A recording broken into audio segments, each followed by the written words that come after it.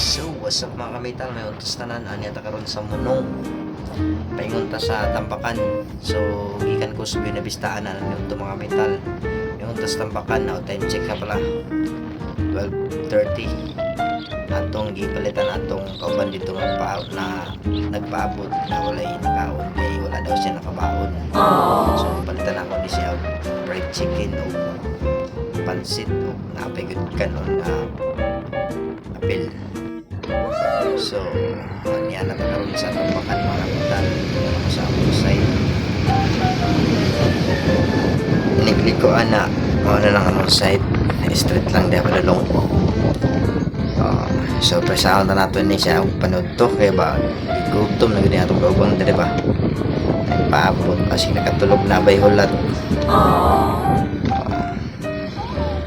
Niya na karon diri sa side mga kapital.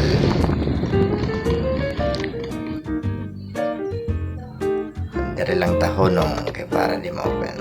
Open na nato atong ipalit to. Muna na siya. Ano siya fried chicken do ka buok.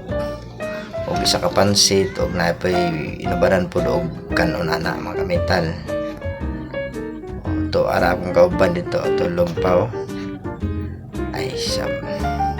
Wala pa siya niya kapanood to mga kamital o ana siya. Mauna na ako nang ihatag niya.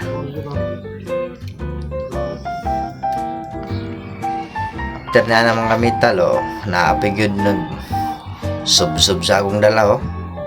Oh, shout out sa iyo Ram, got rain.